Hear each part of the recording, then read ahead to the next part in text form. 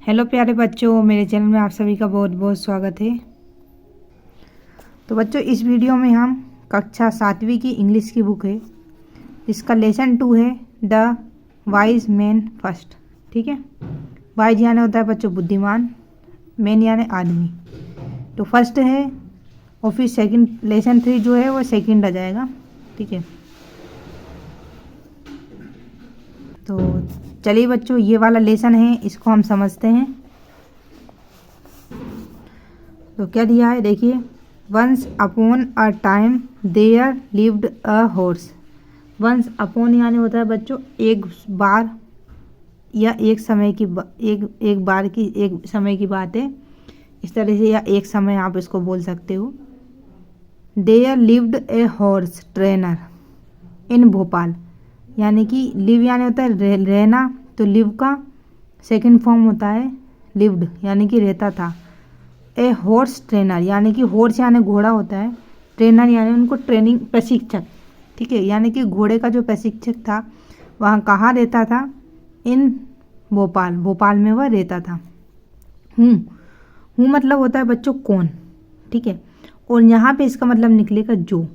अब आप इसका मीनिंग में भी लिख सकते हो, हूँ मतलब कौन या जो। तो हूँ worked for the Nawab of Bhopal.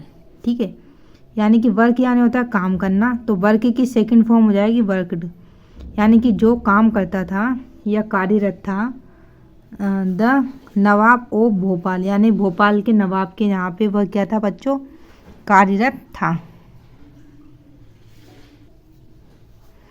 His name was Bhola. His यानी उसका नाम, नेम यानी नाम, वाज यानी था, भोला यानी उसका नाम भोला था। And his wife's name was Shanti, और उसकी जो पत्नी थी उसका नाम क्या था बच्चों, शांति था। वेन यानी कब, वेन यानी होता है बच्चों कब, और इसका उत्तर जब भी होता है, मतलब इसका मीनिंग जो कब भी होगा और जब भी होगा, तो यहाँ पे इसका मतलब जब निकलेगा। ठीक है, जब वेन बोला रिटायर्ड, रिटायर्ड यानी होता है सेवानिवृत्त, यानी कि जो वह नौकरी करता था वहाँ से रिटायर हो गया। ठीक है, तो जब वह रिटायर हो गया, सेवानिवृत्त हो गया। द नवाब गेव, गिव का सेकंड फॉर्म होता है गिव, यानी जो राजा थे वहाँ के, उन्होंने उसको दिया, गिव यानी देना, तो गिव का गिव। हिम यानी उसे, a colt and some money, colt यानी होता है बच्चों घोड़े का बच्चा, यानी कि जो वहाँ के राजा थे भोपाल के, उन्होंने उसको कोल्ट यानी घोड़े का बच्चा और सम मनी यानी, सम यानी कुछ, मनी यानी पैसे दिए, यानी कि वहाँ के महाराजा ने उसे घोड़े का बच्चा और कुछ पैसे दिए।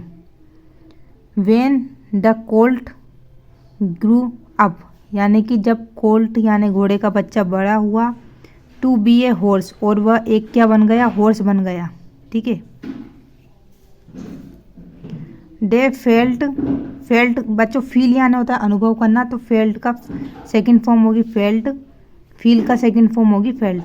तो दे फेल्ट डेट, यानी उन्होंने अनुभव किया, डेट की, डेट मतलब वह भी होता है, और यहाँ इसका अर्थ निकलेगा की, यानी कि उन्होंने, जब वो घोड़े का बच्चा बड़ा हो गया, घोड़ा बन गया, तो उन्होंने अनुभव किया, क्या किया, इट एट, ईट यानी खाना, इसकी सेकंड फॉर्म होती है एट।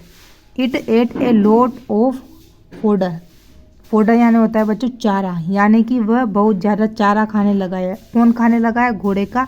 अब जो घोड़ा का बच्चा था वह अब घोड़ा बन गया था, तो बहुत ज़्यादा चारा खाने लग गया। सो यानी इसलिए Shanti and Bhola decided to exchange, exchange यानी होता है बच्चों अदला बदली, यानी कि शांति और भोला ने निर्णय लिया, डिसाइड किया कि इसको एक्सचेंज कर देंगे, इट फॉर समथिंग एल्स, यानी कि इसके बदले हम कुछ और सामान ले लेंगे, ये उन्होंने निर्णय लिया। This is what happened after that, और इसके बाद जो घटनाएं हुई वह हम आपको इस तरह से बताते हैं। तो शांति बोल रही है, it's very expensive to feed this horse, expensive यानी होता है बच्चों खर्चीला या महंगा। ठीक है, अब ये बोल रही यह बहुत महंगा है, टू फीड दिस हॉर्स, यानी कि इस घोड़े का खिलाना बहुत ही महंगा है ना, क्योंकि वह ज़्यादा खाने लग गया था। तो बोला yes it it's like an elephant, उसने बोला हाँ, इट यानी यह, ईट यानी खाता है, लाइक यानी की तरह, एन एलिफेंट यानी कि यह एक हाथी की तरह खाता है।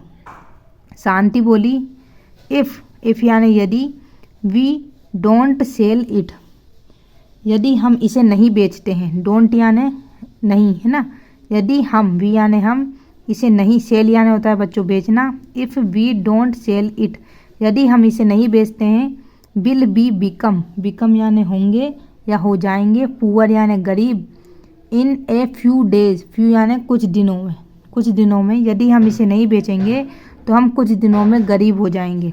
तो बोला यस, ओह यस, शुड यानी चाहिए, should I take this horse to the market, यानी कि हमें क्या करना चाहिए, इस टेक यानी लेना, यानी कि इस घोड़े को लेकर कहाँ जाना चाहिए, market, and try to sell it, और कोशिश करनी चाहिए, सेल यानी बेचने की, यानी कि इसे बेचने की कोशिश करनी चाहिए।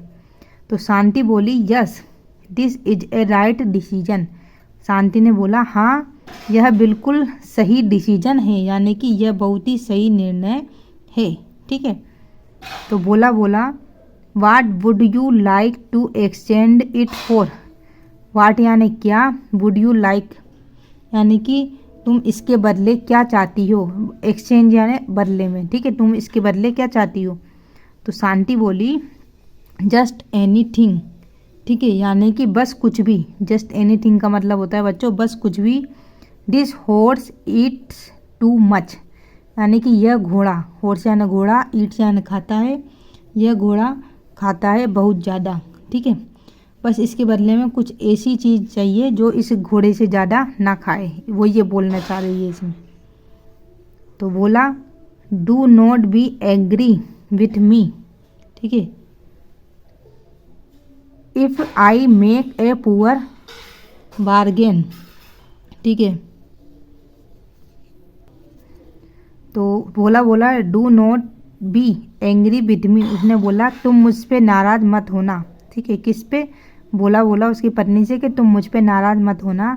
इफ़ यानी यदि मैं, आई मेक ए पुअर बार्गेन, यदि मैं सस्ता, ठीक है, यदि अगर मैं सस्ता, बार्गेन यानी होता है बच्चों सौदा करना, यदि मैं कुछ सस्ता सौदा करता हूँ या सस्ते में बेच आता हूँ, या कुछ सस्ते में मतलब घोड़ा बेच दूंगा, या सस्ते में उसके बदले कुछ चीज़ ले आऊँगा, तो तुम मुझ पे गुस्सा मत करना, ठीक है, क्रोधित मत होना। तो शांति बोली have I ever complain to you, ठीक है, शांति बोली क्या आई एवर, मैंने तुमसे कभी शिकायत की, तो उसने बोला क्या कभी मैंने तुमसे शिकायत की, तो बोला नो नेवर, उसने बोला नहीं।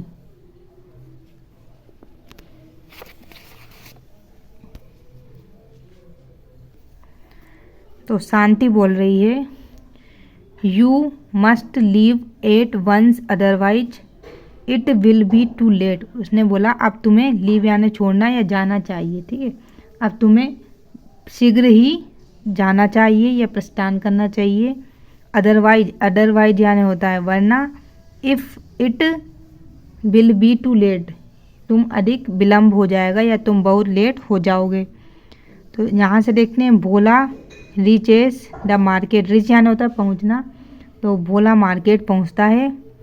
ही सीज ए मैन, ठीक है, वह एक व्यक्ति को देखता है, विथ ए डंकी, विथ यानी साथ में, ए डंकी यानी कि वह, ही यानी वह, सी यानी देखना, ए मैन विथ ए डंकी यानी वह एक व्यक्ति को देखता है जिसके पास में क्या है, जिसके साथ में डंकी यानी गधा है, यानी कि खच्चर है, गधे को खच्चर भी बोलते हैं।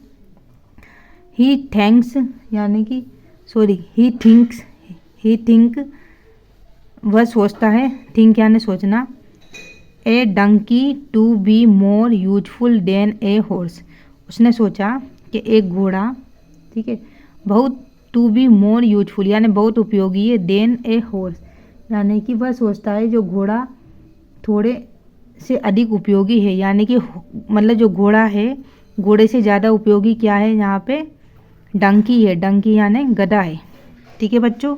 तो बच्चों यह इसका फर्स्ट पार्ट है जो कि मैं यहीं पे समाप्त करती हूँ, इसका सेकंड पार्ट मैं जल्दी अपलोड करूँगी। तब तक वीडियो अच्छी लगे लाइक जरूर करना, चैनल पर नए हैं तो प्लीज़ चैनल को सब्सक्राइब करना नहीं भूलना। मिलते हैं नेक्स्ट वीडियो में, तब तक के लिए धन्यवाद।